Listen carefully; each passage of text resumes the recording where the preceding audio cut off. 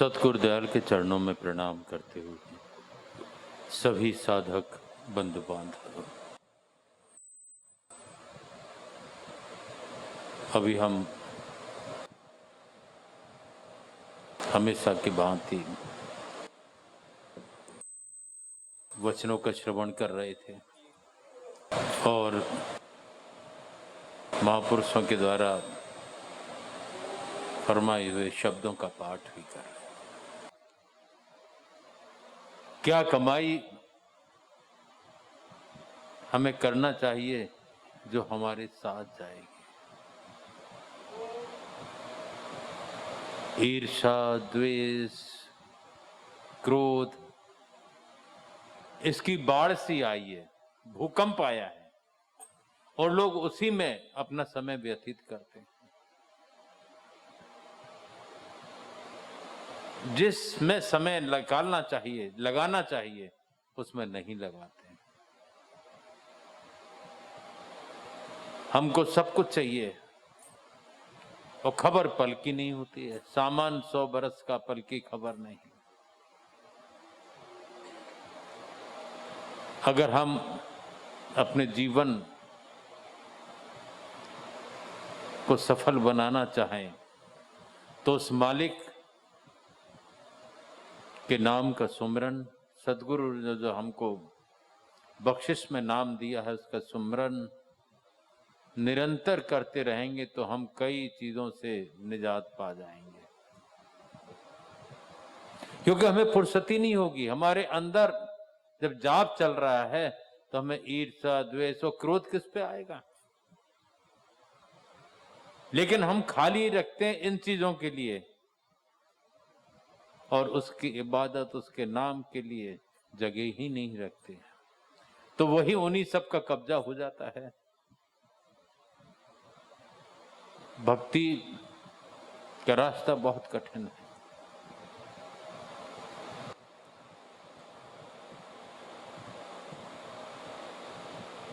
लेकिन सरल भी है।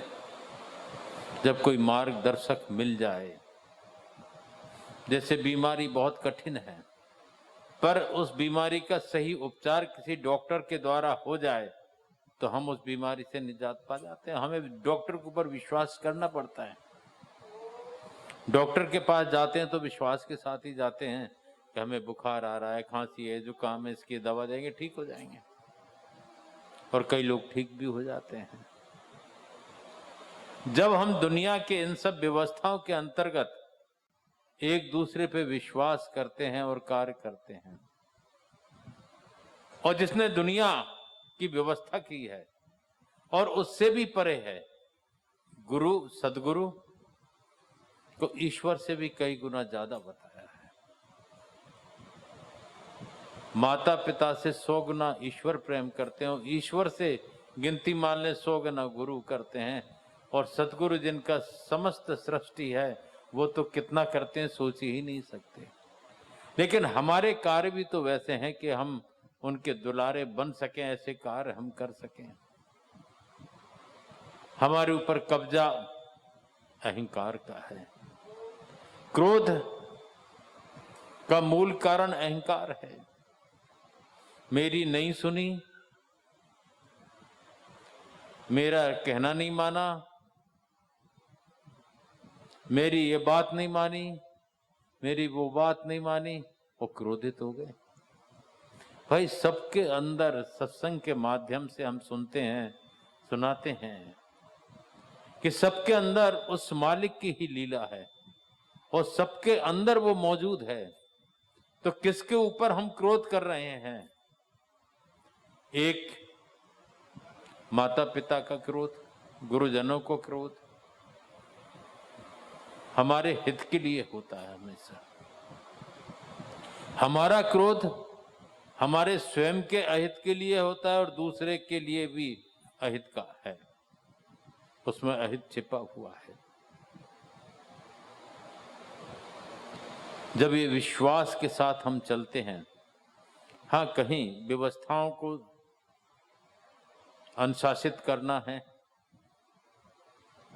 उनमें ऊपरी बाह्य तौर पे वो सब चीजें की जाती हैं, लेकिन हम तो जब क्रोधित होते हैं तो अंदर बाहर सब तरह से हो जाते हैं। भूल जाते हैं कि अंदर हमारे भी कोई है, उसको हम कष्ट दे रहे हैं, और दूसरे जिस पे कर रहे हैं उसके अंदर भी कोई है, उसको कष्ट दे रहे हैं, उसका प्रभाव वहां पर। कई जीवंत उदाहरण रहे हैं कि उनका प्रभाव, अगर सच्चे भक्त के ऊपर कोई उस तरह की बात आती है तो भगवंत स्वयं अपने ऊपर झेल लेते हैं। हमको तो पता नहीं, साधारण मनुष्यों के तौर पे हम लोग चलते हैं और सोचते हैं हम तो सब सही हैं और भूल जाते हैं। लेकिन कई घटनाएं ऐसी घटित हुई हैं जिनसे पता लगता है कि कुछों के हृदय में वो बसा हुआ है। अगर किसी का हृदय दुखता है तो उसको हम तकलीफ देते हैं जो उसके अंदर बसा हुआ है। साधारण तौर पर हमें अपनी रहनी, अपना बर्ताव ऐसा करना चाहिए कि सब उस मालिक के सच्चे अनुयायी बने रहें और सर्वव्यापकता का भाव हमारे अंदर दृढ़ रहे। वो नहीं होता, हम समझ नहीं पाते। कष्ट जरूर है सत्य में, राजा हरिश्चंद्र ने भी बहुत कष्ट सहा, हम तो कुछ भी नहीं सहते हैं। ऐसे कई महापुरुष हो गए, बहुत कष्ट सहे हैं लेकिन चुप रहे हैं और सहज स्वीकार किया है उस कष्ट को, लेकिन क्रोध नहीं किया। शांतिपूर्ण ढंग से सारा समय निकल गया और फिर उसकी कृपा हुई, फिर वहीं के वहीं आ गए, वही व्यवस्थाएं बन गई। जैसे राजा हरिश्चंद्र को भी पूरा राजपाट फिर वहीं वापस, पुत्र भी वापस, रानी भी वापस, सब कुछ हो गया। लेकिन हम अगर उसका बदला उसी से देते तो शायद वो सब नहीं होता। वो छोटी सी पुस्तक अग्रवाल साहब पढ़ते हैं, लक्ष्मण माला करके, उसमें भी जिक्र आता है कि साधक, सच्चे साधक जो होते हैं उनकी रहनी करनी विचित्र होती है। वो बुराई के साथ भी भलाई करते हैं, कोई उनके साथ बुरा करता है तो भी उसके साथ भलाई ही करते हैं, क्योंकि वो जानते हैं इसको पता नहीं कि वो मालिक समदर्शी है और सर्वव्यापी है, उसको सब पता है। तो हम काहे के ऊपर, अगर ये बुराई कर रहा है इसका कर्म जाने, पर हम भी उसके बदले बुराई करते हैं तो हम भी वैसे ही हो गए। सारे झगड़े फसाद की जड़ वही है कि उसने मेरे साथ ये किया तो हम क्यों चुप रहे, हम उसके साथ ये करेंगे, उसने ये कहा तो हम और कहेंगे। घर परिवार से लेकर के समाज में इस तरह की झगड़े फसादों में सब फंसे हुए हैं। जो जीवन दुनिया में हमें मिला है उसको हम देखें, बहुत कीमती है। हम किसमें व्यतीत कर रहे हैं, कैसे व्यतीत कर रहे हैं, समझने की जरूरत है।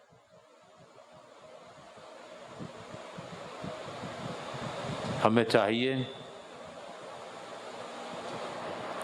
कि अपने अंदर दृढ़ता रखें, स्थिरता रखें और सत्य पर आरूढ़ हो जाएं और सत्य को पहचानें, उसकी सर्वव्यापकता को पहचानें, उसको जाने, अपने सद्गुरु को, मालिक को जाने कि वो सब जगह है और पूर्णतः वो हमारी संभाल कर रहा है। कई बार हमें शिकायत हो जाती है कि क्या संभाल कर रहा है, हम तो बड़े कष्ट में, पैसा नहीं है, ये नहीं है, वो नहीं। अरे उन लोगों को देखो तब जिनके पास छप्पर भी नहीं है, मैदान में पड़े हुए हैं और प्रसन्न चित्त हैं। ऐसी कई फैमिलीज हैं लेकिन कोई शिकायत नहीं है उनको, क्योंकि उनको मालूम है हमें इसी में रहना है, संतोषी है। हमको मालूम है कि हम मकान बना सकते हैं, हमको मालूम है कि हम इतना सब कुछ कर सकते हैं अगर सब लोग करें तो हम उससे दुखी होते हैं। लेकिन हमारी सोच वही होना चाहिए, चाहे हम कितना भी कुछ झोपड़ी से महल में रह लें, चाहे झोपड़ी में रह लें। अगर हम संतोषी होंगे, जब आवे संतोष धन सब धन धूरि समान, तब हमें लगेगा अरे सब बेकार है। हमारे कई लोग सोचते हैं हम आश्रम बना लें, यहां बना लें, वहां बना लें, गाड़ी घोड़े खरीद लें। ये सब व्यवस्थाएं पीछे हैं। पहले उसको जानो जिसको जानना चाहिए, उसको मानो जिसको मानना चाहिए, अपने अंदर दृढ़ता तो लाओ, पात्रता तो लाओ वैसी। ये तो सब अपने आप हुआ करती हैं, पर उनसे लगाव मत रखो। और उनसे लगाव रहेगा तो निश्चित तौर पर जो बड़ी चीज मिलने वाली है उससे हम वंचित रहेंगे।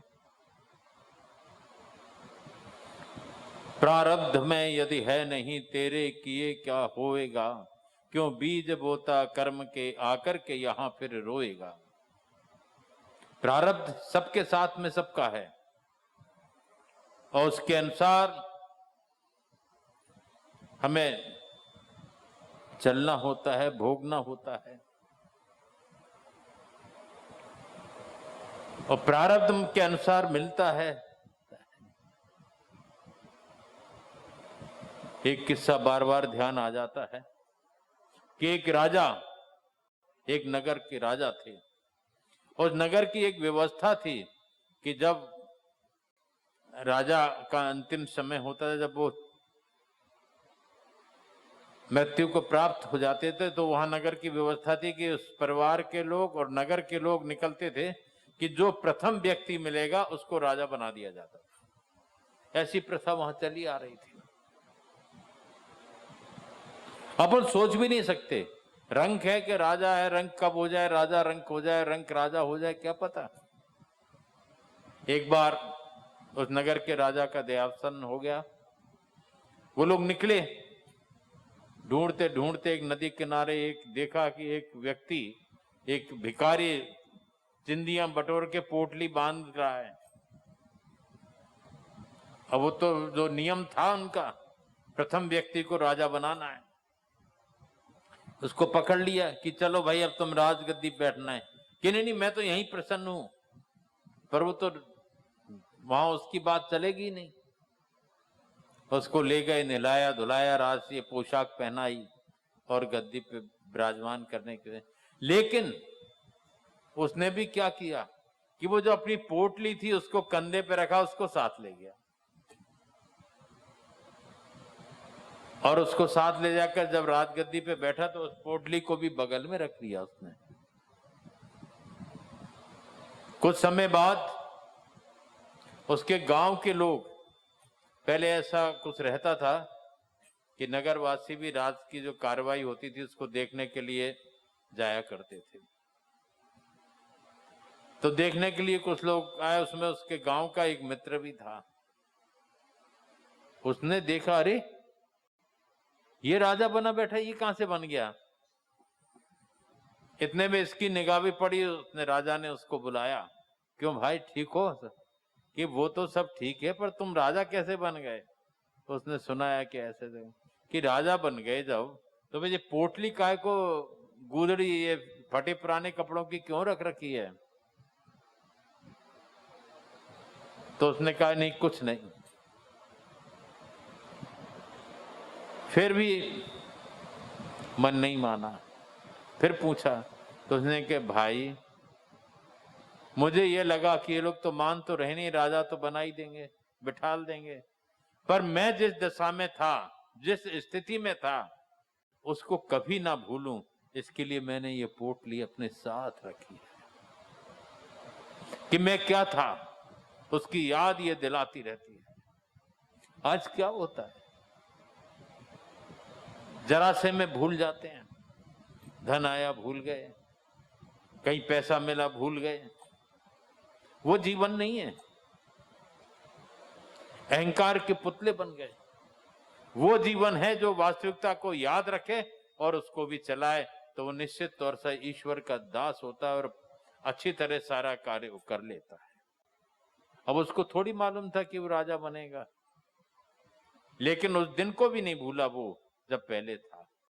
तो कभी भी कैसी भी स्थिति हमारी बन जाए, हमको वो पल, वो क्षण हमेशा याद रखना चाहिए हम क्या थे, और उस परमात्मा, उस सतगुरु के शुक्रगुजार रहना चाहिए जिन्होंने बख्शिश में इतनी बड़ी दौलत दी है और हम लोगों पे कृपा की है। और हम सच्चे पात्र उनके बने रहें, इसका प्रयास करें, सच्चाई हृदय में लाएं, हृदय रूपी मंदिर में उसको बसा के रखें। जब वो बसा होगा तो हम डरेंगे कि अगर किसी पे क्रोध कर रहे हैं या किसी को दिल दुखा रहे हैं, तो हमें डर लगेगा कि हम गलत कर रहे हैं, कि हम अपने सबसे पहले तो अपने परमात्मा का दिल दुखा रहे हैं, जो दिल के अंदर बैठा है उसको तकलीफ दे रहे हैं, और फिर सबके दिल से वो वाकिफ है, फिर उनको तकलीफ दे रहे हैं।